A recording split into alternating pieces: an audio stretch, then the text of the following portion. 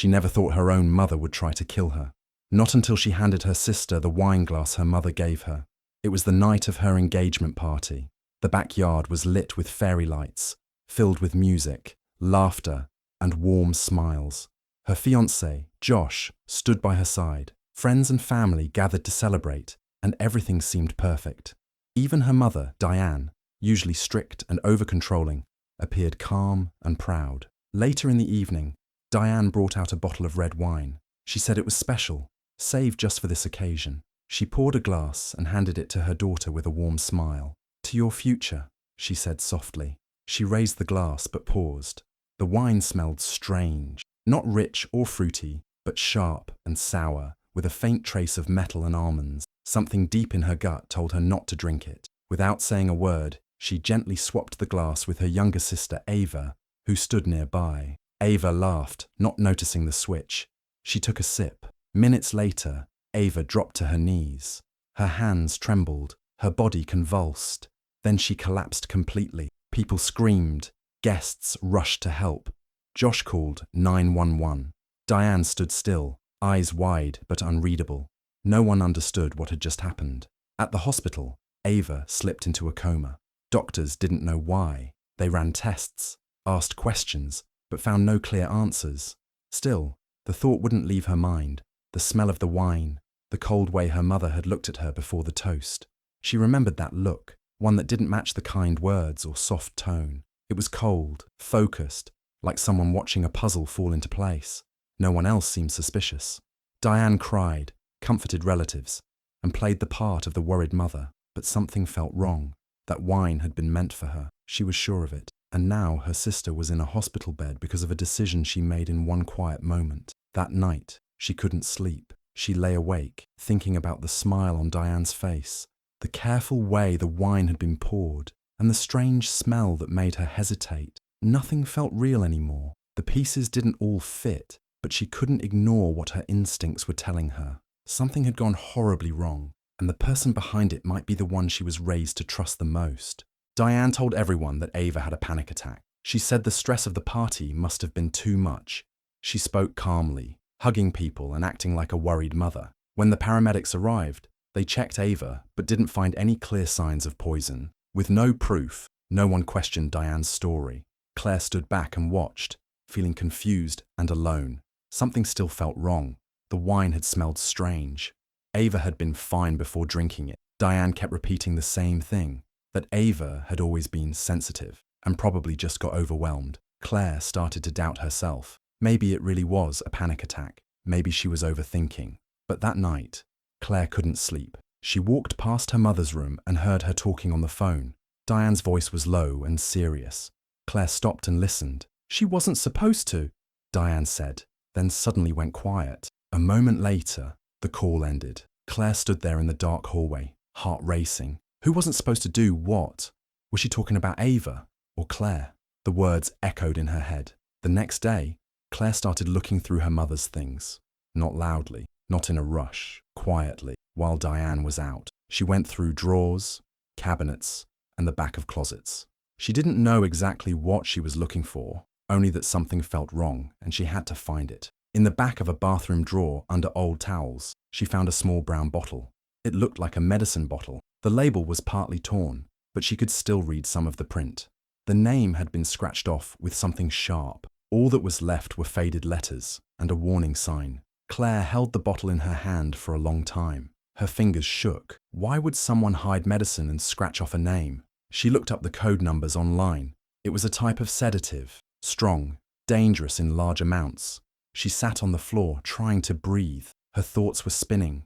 Was this what had been in the wine? She thought about Diane's voice on the phone, the way she acted at the hospital, how she smiled at the party. Claire didn't want to believe it, but something deep inside her told her this wasn't just a mistake. Something was very wrong. She didn't tell anyone what she had found. Not yet. She needed to be careful. Diane was smart. She knew how to lie in a way that sounded like the truth. If Claire accused her without proof, no one would believe her. So she kept quiet and held on to the bottle. It wasn't much, but it was a start. The first crack in the perfect image her mother had always shown to the world. Something dark was hiding beneath it, and Claire had just found the edge. In the weeks before the engagement party, everything had felt almost too perfect. Diane had been nicer than usual. She smiled often and spoke kindly. She offered to take care of everything, the food, the drinks, even the guest list. Claire was surprised. Her mother was usually controlling, but this time she acted excited and helpful. It felt strange, but Claire didn't want to complain. Maybe, she thought, her mother was finally changing. Diane picked the wine and told Claire not to worry about a thing.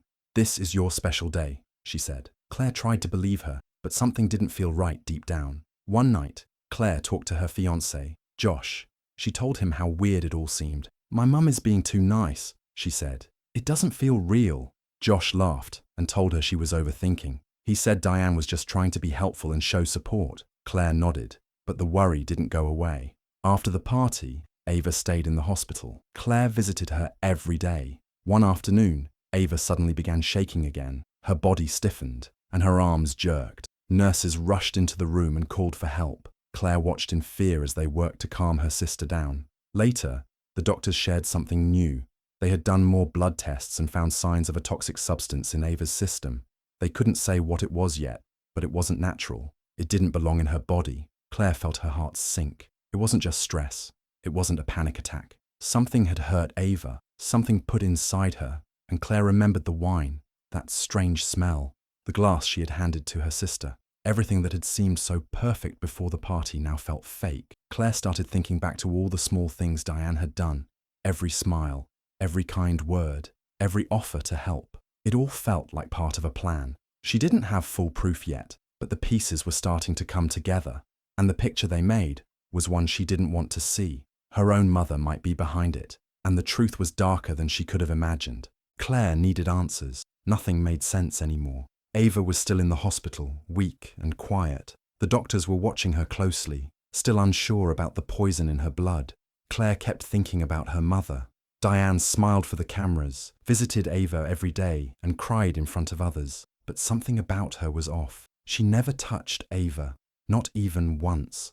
She stood near the bed, spoke softly, but never held her hand or kissed her forehead like a real mother would. Claire noticed it and couldn't stop thinking about it. Feeling lost, Claire decided to talk to her aunt, Diane's older sister. She hadn't seen her in a while, but she remembered her being kind and honest.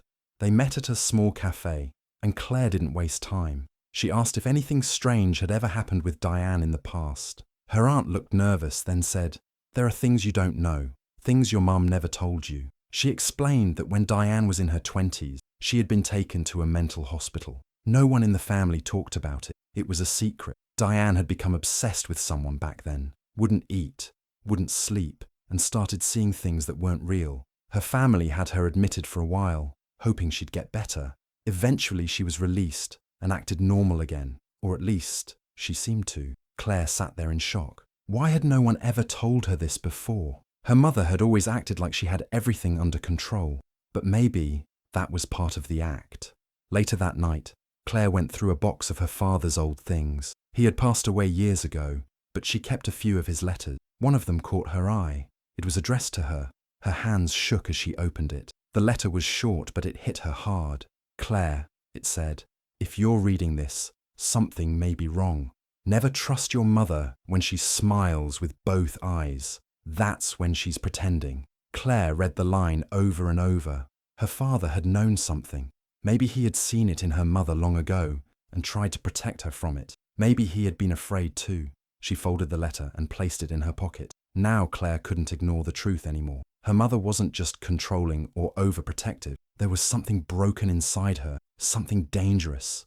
And Claire was finally starting to see the full picture. The past, the lies, and the fear were all connected. And the closer she looked, the more she realized she might be in more danger than she thought. After the hospital incident, things between Claire and Josh began to change. He wasn't as warm as before.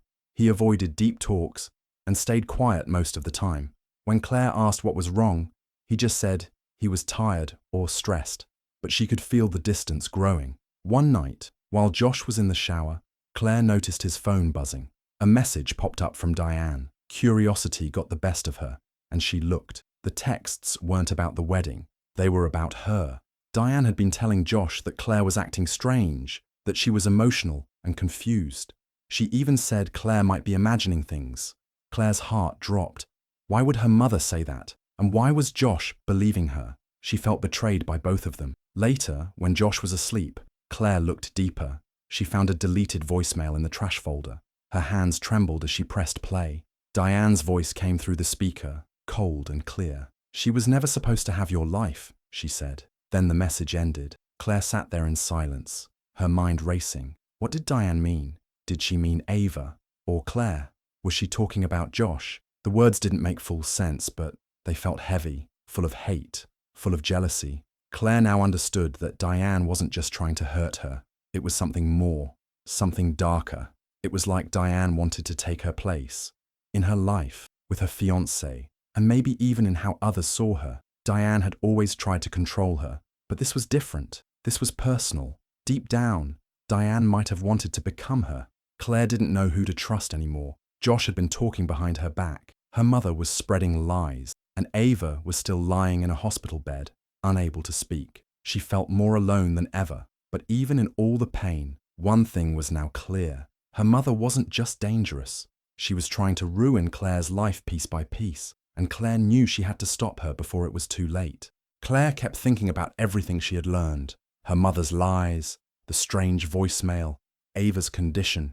None of it made sense on the surface, but she couldn't ignore the growing feeling that Diane had been hiding something for a long time. One day, while going through some of her father's old papers, Claire found the name of a woman she didn't recognize. It was a note that said, "Miss Edith, Claire's nanny." Claire was surprised. She didn't remember having a nanny, but she was very young at the time. She looked up the woman's name and found a phone number. Nervous, but curious, Claire called. The woman agreed to meet. When they sat down at a small diner, Edith looked much older now, but still kind. She remembered Claire right away. She told her that she took care of Claire for 3 years when Diane had been unwell after giving birth to Ava. "Your mum had postpartum depression," she said.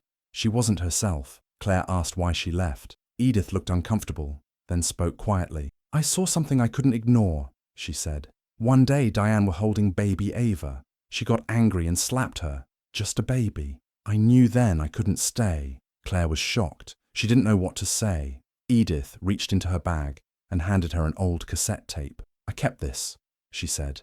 "It's not much, but I thought one day you might need to hear it." Back at home, Claire found an old tape player and played the recording. At first, it was quiet. Then she heard Diane's voice, loud and angry, screaming, "Why does she always get what I never had?" Her mother sounded wild, full of rage. Claire sat frozen. That voice, that anger, it was the truth behind all the fake smiles and kind words. Her mother didn't just dislike her, she was jealous. Diane had always wanted Claire's life, her happiness, her love, her future. And maybe now she was trying to take it. This wasn't just about hurting Claire anymore. Diane wanted to become her. Claire felt the fear turn into something else.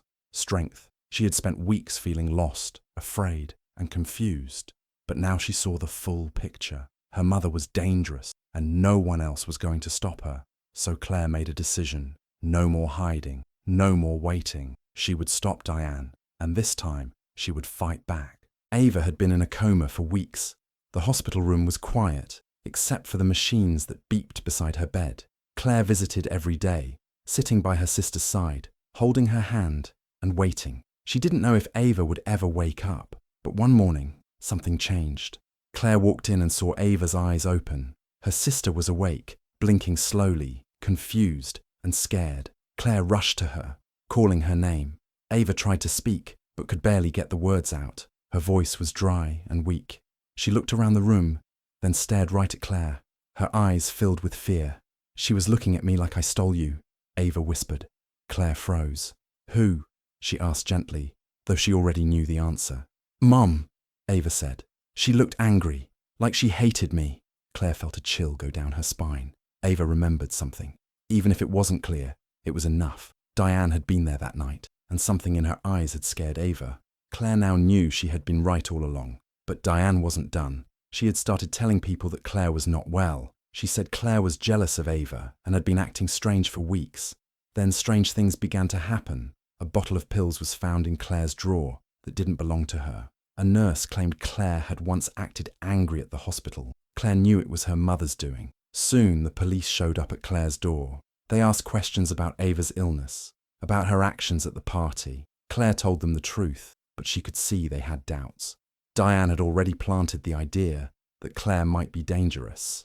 Claire realized she couldn't wait any longer. Her mother was trying to ruin her life and turn everyone against her. She needed to protect Ava, who was still too weak to speak fully or defend herself. That night, with the help of a trusted friend, Claire got Ava out of the hospital. They moved her quietly, using the back exit. No one saw them leave. Claire took her to her friend's apartment across town, a place Diane didn't know. It was small but safe. Ava rested in a quiet room while Claire stayed close, watching over her. Now Claire had two goals: protect her sister and stop her mother. Time was running out, but she was ready. She had seen her mother's true face, and she knew this fight was just beginning. Claire found out her mother was planning a big charity gala for her and Josh. Diane called it a fresh start, a chance for everyone to see the family happy again. But Claire knew it wasn't about love or family. Diane wanted to fix her image and make Claire look weak and helpless in front of everyone. Claire saw it as a trick, a public show to make Diane look like a perfect mother. That night, Claire made a plan. She decided to use the same kind of wine her mother had given her at the engagement party. Only this time, the plan would be different. She bought a small bottle of liquid sedative, just enough to make someone act confused and lose control. She didn't want to hurt anyone, only show the truth. On the night of the gala, everything looked perfect. People smiled, lights shined, and Diane stood in front of the crowd as the proud mother. Claire stayed calm and waited. When Diane wasn't looking, Claire carefully swapped her wine glass with the one she had prepared. It looked the same, smelled the same, but it wouldn't end the same. Diane stood up to make a toast. At first, her voice was steady. She smiled and spoke about love, forgiveness, and moving forward. But after a few minutes, her hands started to shake. Her voice changed. She began slurring her words. Then she laughed at the wrong time. People looked at each other, confused. Claire quietly pulled out her phone and began live streaming. Diane kept talking, but her words made less and less sense. She was never supposed to have him, she mumbled. I gave her everything. I should have been the one. Guests gasped. Some looked shocked. Others took out their phones too.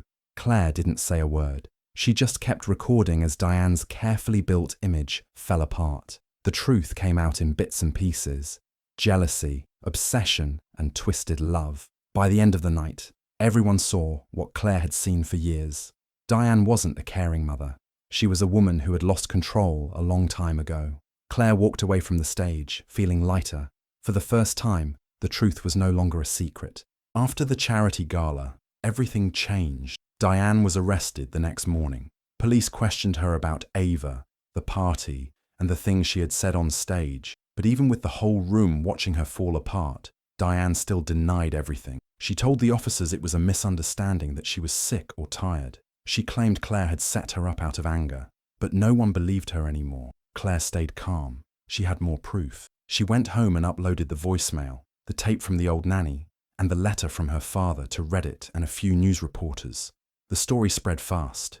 People were shocked, but many believed Claire. Some even came forward with their own stories. Old neighbours, past friends, and even one of Diane's former co-workers shared strange things they had seen over the years. One woman said Diane had once lied to get her fired. Another said she had always felt something off about her, but never had proof. Now, they all believed Claire. Claire and Ava finally had peace. For the first time in their lives, they were free from Diane's shadow. Ava was getting better day by day. She smiled more and even laughed sometimes. Claire stayed by her side, and they talked about everything, not just what happened, but who they were before Diane changed their lives. Josh didn't call. He didn't text. He didn't try to explain. After the gala, he had quietly left town. News broke that he might have known more than he admitted. Some messages between him and Diane suggested he helped cover up the truth, maybe without fully knowing how far Diane had gone. Still, he was gone now, and Claire felt nothing for him anymore. She had seen his true side. Diane stayed in jail while the case went to court. She still tried to act like a loving mother, but nobody believed her anymore. Her fall was complete. The woman who once controlled everything had lost it all: her image, her freedom, and the daughters she once tried to break. Claire stood strong through it all. She didn't hide or stay silent. She told the truth, protected her sister, and watched as justice slowly worked its way through. It wasn't easy, but it was worth it. For the first time in a long time, Claire felt free, not just from Diane's lies, but from the fear that had followed her for years. Diane said she was not guilty, but the court didn't believe her. After many days of evidence, videos, and witness accounts, the judge decided she was guilty. She was sent to prison for a long time. Claire and Ava sat in the courtroom, quiet and calm. They watched as Diane was taken away. She had lost everything. On the day Diane was to receive her sentence, Claire visited her one last time. She didn't go to forgive or fight. She just wanted to see the truth with her own eyes. Diane sat in a small room behind glass, wearing a prison uniform. Her hands were cuffed, but her face was calm. When Claire walked in, Diane smiled in that strange way, cold and distant. "You didn't drink the wine," Diane whispered. "Because you are me." Claire said nothing. She looked into her mother's eyes. There was no love, no regret, just the same twisted pride. Claire stood up and walked away without a word. She had nothing left to say. When she got home, she went into the room where she kept old things from her father. There, she found his final letter, the one he had written long ago before he passed away. For years, she had kept it, holding onto his words like a shield. But now, she didn't need it anymore. She lit a match and dropped the letter into the fireplace. The flames slowly turned the paper into ash. Claire felt a quiet kind of peace, not joy, but something close. She walked into the kitchen and saw a bottle of red wine on the counter. It was the same kind her mother had once handed her. She opened the bottle and poured some into a glass. She held it in her hand, watching the deep red color. She thought about everything: the party, Ava, the past, the pain. Then, without saying a word, she poured the wine into the sink. All of it, every drop. She cleaned the glass and put it away. There was nothing left to fear. Diane was gone, her control broken. Claire didn't need revenge anymore. She didn't need answers. She had saved her sister, faced the truth, and ended the cycle. The house was quiet, the sky outside was clear, and for the first time, Claire felt truly free. Do you think Claire did the right thing by walking away from her mother without saying a word? Or should she have stayed and confronted Diane one last time? Let me know your thoughts in the comments. I'd love to hear what you think. And if you want more twists like this, don't forget to subscribe and hit the notification bell so you never miss a moment.